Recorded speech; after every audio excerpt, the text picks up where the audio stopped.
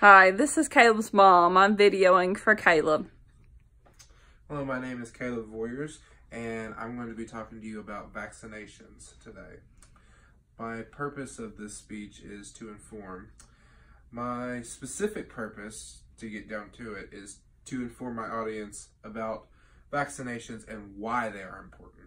My topic, of course, my thesis, of course, for today is vaccinations help save lives every day from deadly diseases. They can be prevented very easily with vaccinations. Vaccinations have become a very hot topic recently in today's society. From parents not vaccinating their children and people contracting deadly diseases that have previously wiped out lots of people, like the measles, and even dying from them in recent times. Vaccinations have helped save lives for years and continue to do so today. With more information on the subject becoming available, people will vaccinate themselves or their children. Vaccinations help save lives every day from deadly diseases, as stated before. I have been vaccinated yearly since I can remember, since kindergarten practically, and am very concerned on why people don't vaccinate.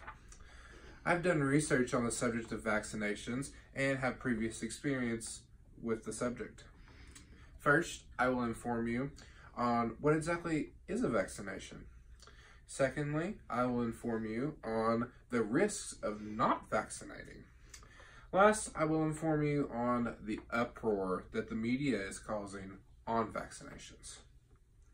Webster's dictionary defines a vaccination as a preparation of killed microorganisms, living attenuated organisms, or living fully virulent organisms that is administered to produce or artificially increase immunity to a particular disease. Vaccines have been around for a long time. Vaccines have actually been around since the year 1796.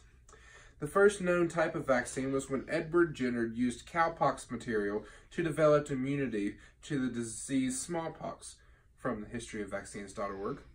The method Jenner used was changed many times over the years and eventually wiped out smallpox entirely. Vaccinations have evolved from Jenner to preventing many different diseases like polio. Vaccines have evolved and can still continue to do so. The first vaccine wasn't created in a laboratory till 1879. Almost 100 years after the first vaccine was created, by Louis Pasteur for chicken cholera, from thehistoryofvaccines.org. Polio was eradicated in Europe in 2002 because of vaccines, also from thehistoryofvaccines.org. There is now a licensed vaccine for HPV as of 2006, from historyofvaccines.org. Recommendations on vaccines have changed variously over the years. The hepatitis A vaccine was recommended for children starting in 2006, historyofvaccines.org. The rotavirus vaccine was recommended in 2006 as well, also from the historyofvaccines.org. The FDA actually started supporting the rotavirus vaccine in 2010, which has come a long way from, it's been 4 years that it came out and then the FDA actually started supporting it, saying it was right, from the historyofvaccines.org. Now that I have informed you on what vaccines are, now you will learn the risks of not vaccinating. People have been doubting vaccines since the late 80s. However, this does not dispel the risks of not being vaccinated. When people start to doubt vaccines in the late 80s, outbreaks began to happen. The measles was the main concern of these outbreaks. According to historyofvaccines.org, over the period of 1989 to 1991, measles outbreaks sickened a reported 55,622 Americans, killing 123.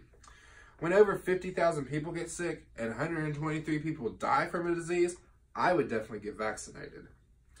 What if it was your kids, though? What if it was your kids who got sick from not being vaccinated?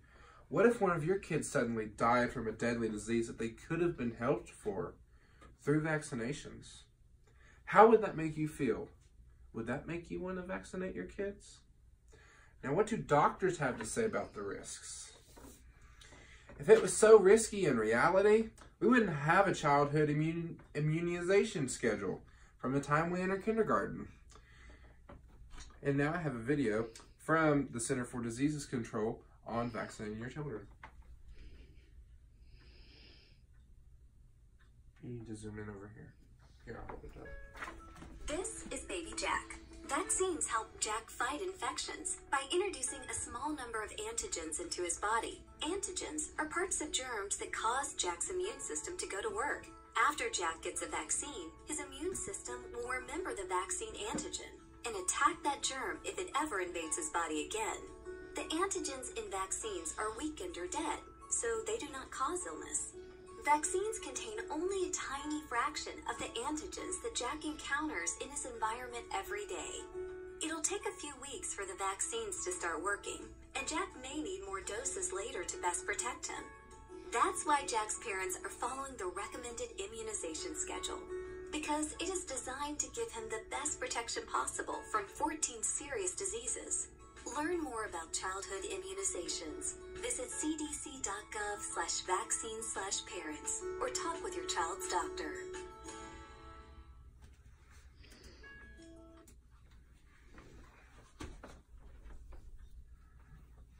This is why you need to vaccinate your children. We even have a schedule from an early age for it, as shown from the video. Recently, vaccines have come up in the media again, in a very negative way, with parents choosing not to vaccinate their children. Parents are not vaccinating their children, and this is very dangerous. You have to have your vaccinations at most schools by the time you are in kindergarten. Most people have been vaccinated since birth. Ethan Lindberger, who recently turned 18, got vaccinated for the first time because his parents didn't vaccinate him, from people.com. The media is causing people not to vaccinate. One of the diseases that has been on the rise lately is measles, especially in California. A 15-year-old boy came back from a trip to England to California with the measles and ended up affecting multiple people, from theverge.com. When things like this happens, we need stricter regulations on vaccines, and the media coverage of anti-vaccine parents is not helping at all. Stricter regulations on vaccines could help if vaccines were more regulated than they were, and we wouldn't have cases like previously stated with bringing diseases back from other countries. A possible new regulation could be all public schools requiring vaccinations by kindergarten with no exemptions.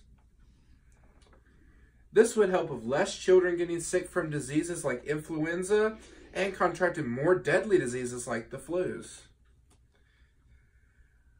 In conclusion, first, I discussed what vaccines exactly are. Second, I told you about people that are doubting to vaccinate.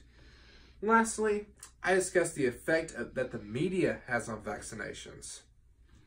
Vaccines can help to save the lives of many different people on a daily basis if we only use them. I've been interested in vaccines for a while now, and they continue to evolve and pique my interest, and have become a hot topic for the media with people deciding not to vaccinate their children. References. I used all timeline overview from the history of vaccines. I used the article, How Measles Snuck into California Despite Strict Vaccine Legislation, from The Verge. I used Ohio Teen Getting His Vaccinations in Defiance of His Anti-Vax Parents, from people.com. I used Parents Making the Vaccine Decision, CDC, for the video from the cdc.gov website. And I used the definition from Merriam-Webster's Dictionary, vaccine. Thank you for your time.